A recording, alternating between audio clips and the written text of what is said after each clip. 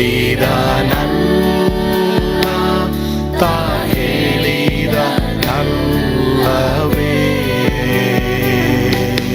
ನಾ ಕೈ ಬಿಡೆನು,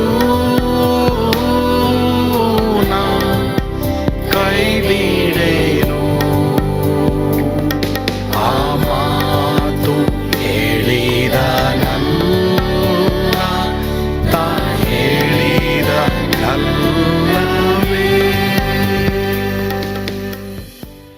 ಯೇಸು ಕೈಬಿಡನು ದೈನಂದಿನ ಸತ್ಯವೇದ ಅಧ್ಯಯನಕ್ಕೆ ನಿಮ್ಮೆಲ್ಲರನ್ನು ಆಹ್ವಾನಿಸುತ್ತೇನೆ.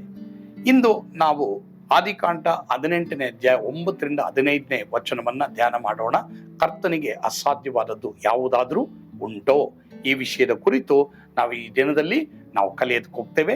ಸತ್ಯವೇದ ಇರೋದಾದ್ರೆ ದಯವಿಟ್ಟು ನನ್ನೊಂದಿಗೆ ಸತ್ಯವೇದವನ್ನು ಓದಬೇಕೆಂಬುದಾಗಿ ಬೇಡಿಕೊಳ್ತೇನೆ. ಬಳಿಕ ಅವರು ಅವನನ್ನು, ನಿನ್ನ ಪತ್ನಿಯಾದ ಸಾರಳು ಎಲ್ಲಿದ್ದಾಳೆ ಎಂದು ಕೇಳಲು ಅವನು, ಅಗೋ ಗುಡಾರದಲ್ಲಿದ್ದಾಳೆ ಅಂದನು.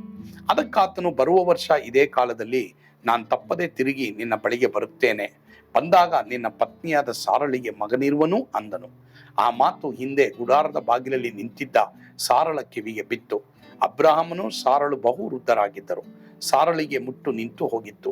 ಹೀಗಿರಲಾಗಿ ಆಕೆ, ನನ್ನಂತ ಮುದುಕಿಗೆ ಭೋಗವಾದೀತೆ, ನನ್ನ ಯಜಮಾನನು ಮುದುಕನಲ್ಲವೇ ಎಂದು ತನ್ನೊಳಗೆ ನಕ್ಕಳು. ಯೆಹೋವನು ಅಬ್ರಹಾಮನಿಗೆ, ಸಾರಳು ನಕ್ಕು, ಮುದುಕಿಯಾದ ನಾನು ಮಗುವನ್ನು ಹೆರುವುದಾದೀತೆ ಎಂದು ಹೇಳಿದ್ದೇನು? ಯೆಹೋವನಿಗೆ ಅಸಾಧ್ಯವಾದದುಂಟೋ?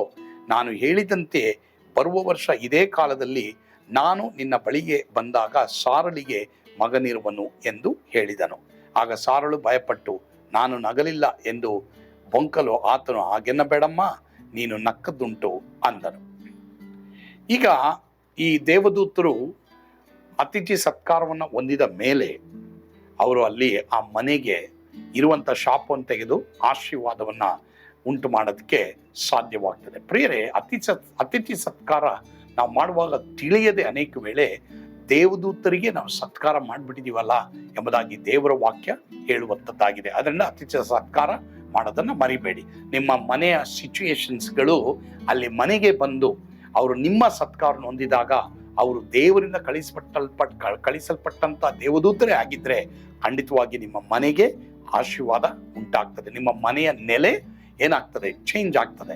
ಸೊ ಇಲ್ಲಿ ಈಗ ನಾವು ನೋಡ್ತೀವಿ, ಆ ದೇವದೂತರು ಬಂದು ಎಲ್ಲಿದ್ದಾಳೆ ಸಾರಳು ಎಂಬುದಾಗಿ ಅಬ್ರಾಹ್ಮನ್ ಕೇಳಿದಾಗ ಅಬ್ರಾಹ್ಮನ್ ಹೇಳ್ತಾರೆ, ಆಕೆ ಗುಡಾರದಲ್ಲಿದ್ದಾಳೆ.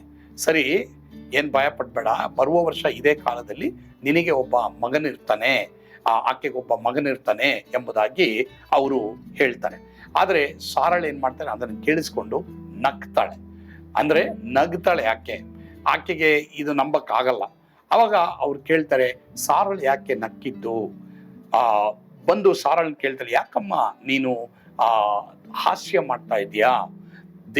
ನನ್ನಂತ ಮುದುಕಿಗೆ ನಿಜವಾಗ್ಲೂ ಮಕ್ಕಳನ್ನ ಹೆರುವುದಾದೀತೆ, ನನ್ನ ಯಜಮಾನನು ಸಹ ಮುದುಕನಾಗಿದ್ದಾನೆ, ಹೀಗಾಗಿ ಇದು ಅಸಾಧ್ಯ ಅಂತ ಅವಳು ಹೇಳ್ತಾಳೆ. ಆವಾಗ ಅವ್ರು ಕೇಳ್ತಾರೆ, ಕರ್ತನಿಗೆ ಅಸಾಧ್ಯವಾದದ್ದು ಯಾವುದಾದ್ರೂ ಉಂಟೋ? ಅವಳು ಹೇಳ್ತಾಳೆ, ನಾನು ನಗ್ಲಿಲ್ಲ ಅಂತ. ಆದ್ರೆ ಅವ್ರು ಹೇಳ್ತಾಳೆ, ಆ ಥರ ಹೇಳ್ಬೇಡಮ್ಮ, ನೀನ್ ನಕ್ಕಿದೀಯಾ? ಆದ್ರೆ ನೋಡು, ದೇವರಿಗೆ ಅಸಾಧ್ಯವಾದದ್ದು ಯಾವುದಿಲ್ಲ. ಪ್ರಿಯ ದೇವರ ಮಕ್ಕಳೇ, ದೇವರು ಏನು ಹೇಳ್ತಾ ಇದ್ದಾರೋ ಕೆಲವು ವೇಳೆ ನಮ್ಮ ಮೈಂಡ್ಗೆ ಅದು ಅರ್ಥ ಆಗಲ್ಲ. ದೇವರು ಯಾವಾಗಲೂ ಅಷ್ಟೇ ಒಂದು ಅದ್ಭುತ ಎಂಬುದಾಗಿ ನಾವು ನೋಡುವಾಗ ನಮ್ಮ ಕೈನಲ್ಲಿ ಅದಾಗಬಾರ್ದು, ನಮ್ಮ ಕೈನಲ್ಲಿ ಅದು ನಡಿಬಾರ್ದು. ಅದನ್ನೇ ದೇವ್ರು ಮಾಡೋದು. ನಮ್ಮ ಕೈನಲ್ಲಿ ಆಗೋ ಆಗಿದ್ರೆ ನಮ್ಗೆ ಅದ್ಭುತ ಏನು ಬೇಕು?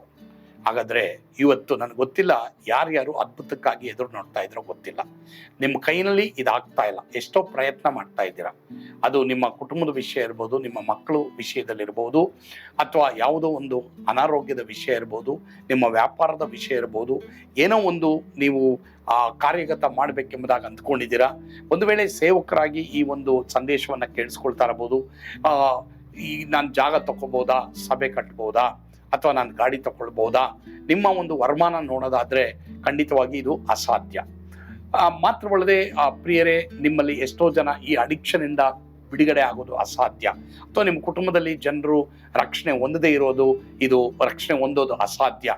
ಅಸಾಧ್ಯವಾದ ಹಲವಾರು ಕಾರ್ಯಗಳು ನಿಮ್ಮ ಬಳಿ ಇವತ್ತಿರ್ಬೋದು. ಪ್ರಿಯರೇ, ಅಲ್ಲೇ ದೇವರು ಇಳಿದು ಬರ್ತಾರೆ. ನೀನು ನಂಬಿದ್ರೆ ಅದನ್ನ ಅದ್ಭುತವಾಗಿ ಮಾರ್ಪಡಿಸ್ತಾರೆ. ಒಂದು ವೇಳೆ ನೀವು ಅದ್ಭುತಕ್ಕಾಗಿ ಎದುರು ನೋಡ್ತಾ ಇದ್ದಾರೆ, ನಗಬೇಡ್ರಿ, ನೀವು ನಂಬ್ರಿ. ದೇವ್ರಿಗೆ ಏನು ಹೇಳಿದ್ದಾರೆ ಅದನ್ನ ನೆರವೇರಿಸ್ತಾರೆ. ಒಂದು ವೇಳೆ ಯಾರಾದ್ರೂ ನನಗೆ ಮಕ್ಕಳೇ ಇಲ್ವಲ್ಲ ಎಂಬುದಾಗಿ ಹೇಳಿ ಈ ಸಂದೇಶವನ್ನ ಇವತ್ತು ಆನ್ ಮಾಡಿದ್ದೀರಾ, ಅದರಲ್ಲಿ ಇವಾಗ ನಾನು ಬಂದು ನಿಂತಿದ್ದೀನಿ. ಆ ದೇವರು ನನ್ನನ್ನ ನಿಮ್ಮ ಮನೆಗೆ ಒಂದು ದೇವದೂತನ ಹಾಗೆ ವಾಕ್ಯದ ಮೂಲಕವಾಗಿ ಕಳಿಸಿರ್ಬೋದೋ ಏನೋ ಗೊತ್ತಿಲ್ಲ ನನಗೆ.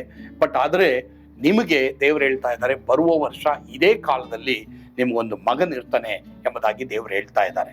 ಅದು ಮಾತ್ರವಲ್ಲದೆ ಪ್ರಿಯರೇ, ನಿಮ್ಮಲ್ಲಿ ಎಷ್ಟೋ ಜನ ಅನೇಕ ವಿಷಯಗಳಲ್ಲಿ ಅದ್ಭುತಕ್ಕೆ ಕಾಯ್ತಾ ಇದ್ದೀರಾ. ಖಂಡಿತವಾಗಿ ನೀವು ಅದ್ಭುತವನ್ನ ಕಾಣ್ತೀರಾ. ಕರ್ತನು ತಾನೇ ನಿಮ್ಮನ್ನು ಆಶೀರ್ವದಿಸಲಿ. ಆಮೇನ್. ಪ್ರಾರ್ಥನೆ ಮಾಡೋಣವಾ? ನಮ್ಮನ್ನು ಬಹಳವಾಗಿ ಪ್ರೀತಿ ಮಾಡಿದಂತ ನಮ್ಮ ಸ್ವರ್ಗೀಯ ತಂದೆ ಆದವರು ನಿಮಗೆ ಸ್ತೋತ್ರ. ನಮ್ಮೊಂದಿಗೆ ಈ ದಿನ ನೀವು ಮಾತನಾಡಿದಕ್ಕಾಗಿ ಸ್ತೋತ್ರ. ಕರ್ತನಿಗೆ ಅಸಾಧ್ಯವಾದದ್ದು ಯಾವುದಾದ್ರೂ ಉಂಟೋ ಎಂಬುದಾಗಿ ನಿನ್ನ ವಾಕ್ಯದಲ್ಲಿ ಬರೆದಿದೆಪ್ಪ. ಇವತ್ತು ಯಾವುದು ಈ ಮಕ್ಕಳಿಗೆ ಅಸಾಧ್ಯವಾಗಿದೆ ಅದನ್ನು ನೀನು ಸಾಧ್ಯವನ್ನಾಗಿ ನೀನು ಮಾಡ್ತೀಯ. ಅದನ್ನು ನಂಬುವ ಹಾಗೆ ನಿನ್ನ ಮಕ್ಕಳೆಲ್ಲರಿಗೂ ನೀ ಕೃಪೆ ಕೊಡಪ್ಪ. ಯೇಸುವಿನ ಹೆಸರಿನಲ್ಲಿ ಪ್ರಾರ್ಥಿಸ್ತೇವೆ ಸ್ವಾಮಿ. Amen. God bless you all. ಸ್ವರ್ಗದ ಆನಂದ ನಿಮ್ಮೆಲ್ಲರನ್ನು ತುಂಬಿ ತುಳುಕಲಿ. ಆಮೇನ್.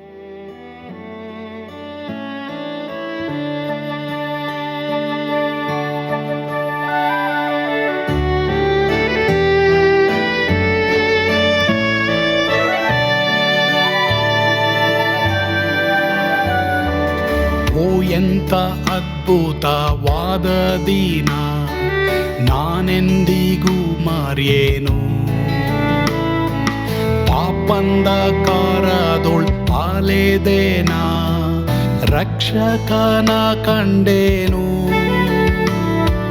ಕೋಮಲ ಕರುಣೆಯುಳ್ಳ ಯೇಸು ಎನ್ ಕೊರತೆ ನೀಗಿದ. ಕತ್ತಲೆ ಹೋಯಿತು, ಜ್ಯೋತಿಯು ಮೂಡಿತು, ನಾನೀಗ ಧನ್ಯನಾದೆ. ಸ್ವರ್ಗದ ನಂದ ಎನ್ನಾತ್ಮ ತುಂಬಿತು,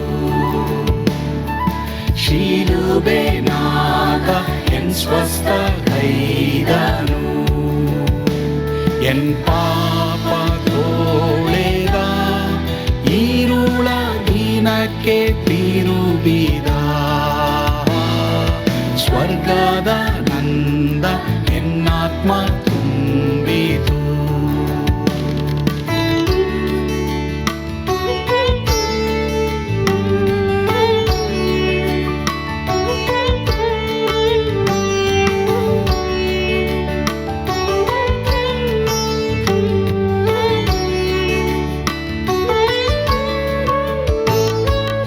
ಆತ್ಮನ ನೂತನ ಜನ್ಮದಿಂದ ದೇವಪುತ್ರನಾದೇನು.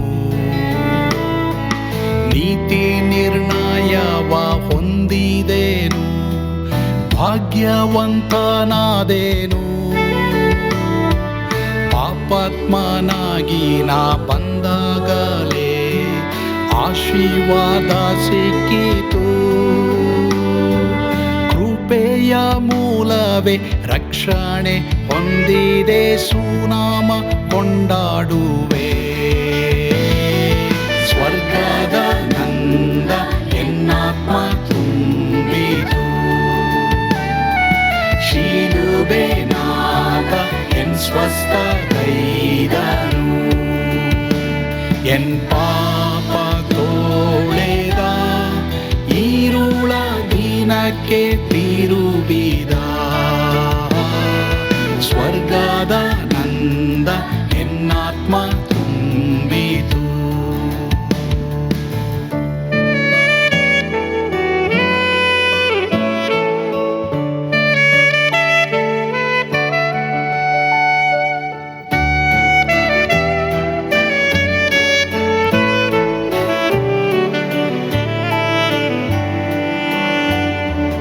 ಅನಂತ ನಿರೀಕ್ಷೆ ಏನಾಗಿದೆ, ಕಾಲವು ತೀರಲಾಗಿ. ಸ್ವರ್ಗದ ಭವ್ಯ ಬಿಡಾರದಲ್ಲಿ ನಿತ್ಯವಾಗಿ ಇರುವೆ. ಶಿಲುಬೆ ನನಗೆ ಆಶ್ರಯವೇ, ನಂಬಿಕೆಗಾಧಾರವೇ. ನಿತ್ಯ ಐಶ್ವರ್ಯವ ದಿವ್ಯಾಶೀರ್ವಾದವ ಕರ್ತ ಇವನೇ ನಗೆ. ಸ್ವರ್ಗದ ನಂದ ಎನ್ನಾತ್ಮ ತುಂಬಿತು, ಶಿಲುಬೆನಾಗ ಎನ್ ಸ್ವಸ್ಥಗೈದನು. ಎನ್ ಪಾಪ ತೋಳೆದ ಈರುಳ ದಿನಕ್ಕೆ